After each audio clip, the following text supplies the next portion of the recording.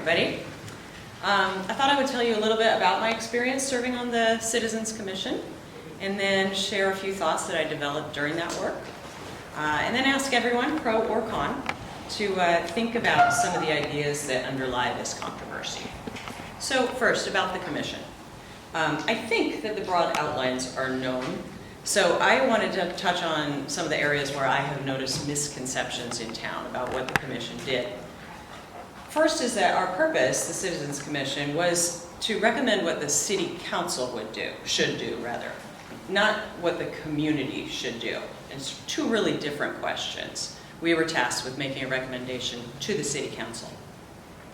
We did not recommend that the name stay the same, and I've heard some confusion about that. What we did was decline to recommend that the city council lead any effort to change it. Most members agreed that any change should be citizen-led.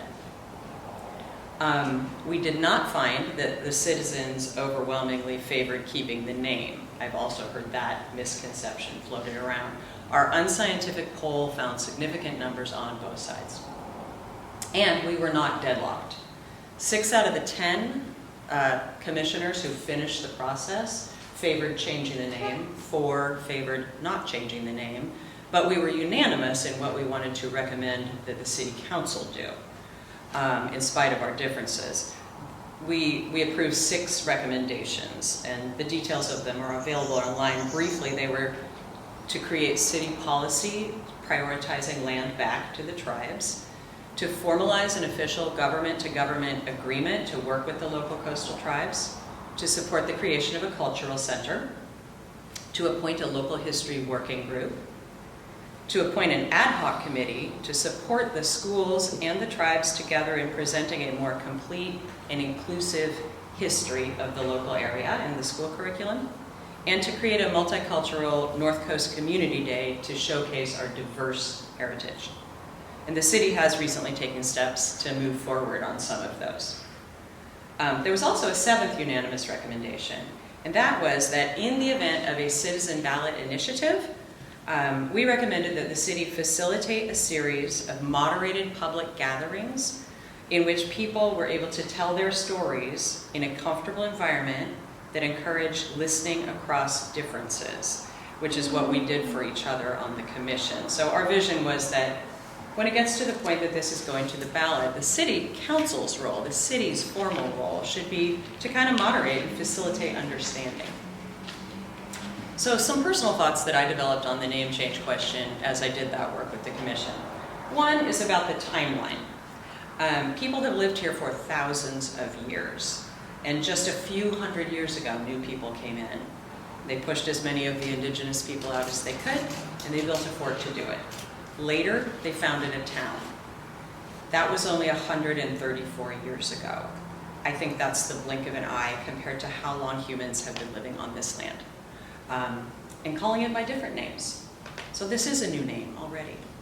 About the cost. People have a lot of questions about the cost, and I think when we talk about needing to replace a million things, from business cards to sports uniforms, I think we're having a misunderstanding of the challenge.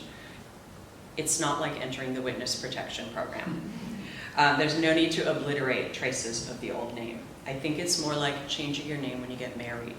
You know, you might need to get new ID, but you don't have to throw out your high school diploma, right? I imagine that a new name could be phased in gradually, and also, to be clear, the city changing its name would not obligate businesses or even the schools to change theirs. Those are separate choices. So I think that the cost question is a little bit of a red herring, and I feel confident that costs could be covered privately. About heritage, my ancestors didn't settle the Fort Bragg area, but they did settle in Western Washington. And I'm proud of those people. I'm proud of their grit and their resilience and their hard work. And I also understand that they were taking part in a larger movement of peoples that was fundamentally violent and unjust. And I don't think those two things cancel each other out. I admit that I bristle a little bit when descendants of the local settlers tell me that I don't understand. I think I do. I think all of us whose ancestors settled the nation are capable of understanding that tension, no matter where our roots begin. About the idea that you can't change history. I think what people mean when they say that is that you can't change the past. But what history is the stories that we tell about the past. I think we do need to change the stories that we tell about Fort Bragg's past. For example, the plaque in front of the Guest House Museum. It says that the fort was named for Braxton Bragg, later Gen CSA.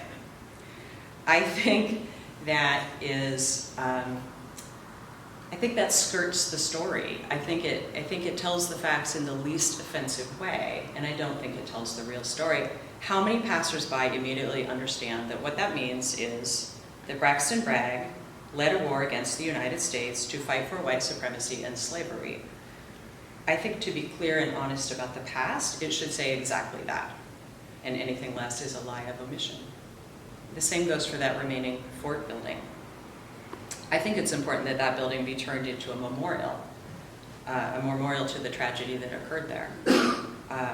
In order to honor the past, we need to tell the real stories. And the fort was established to remove Indigenous people, and it was the site and the source of great harm. I think that should be clear to everyone who strolls past that building, and I don't think it is right now. We need to change that history in order to honor the past. And about responsibility. None of us were in the room in 1889 when the town was named. Imagine for a minute that we were starting over today.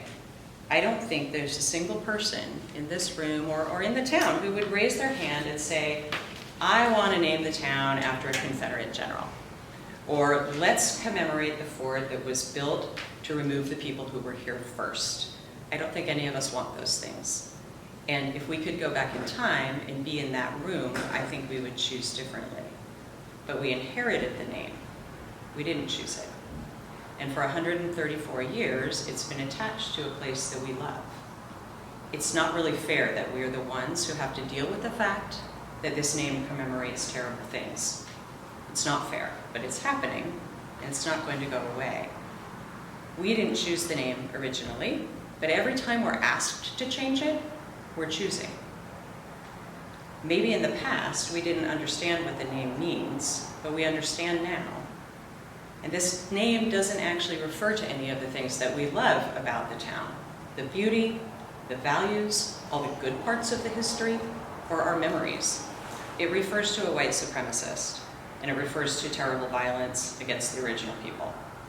It's not our fault, but it's our responsibility. We weren't in the room that day in 1889, but we're in the room now, and we're choosing right now, and we keep choosing. I hope that someday we will choose something new. So in closing, I have a request. I have a request for everyone in the community, no matter how you feel about the name. I would ask everyone to think hard about the underlying goals associated with changing the name. Over the years, and it has been a lot of years, I have listened to the same arguments over and over again, and I started asking myself and others, what are the actual goals that people hope to achieve by changing the name? Here's what I've come up with so far. It's probably not complete. I think we want to demonstrate the city's commitment to being inclusive and welcoming to all people, including those harmed by slavery and displacement. I think we want to increase understanding about local and Indigenous history and culture. I think we want to signify that we don't support the ideas of the Confederacy. We want to face the difficult parts of our history together.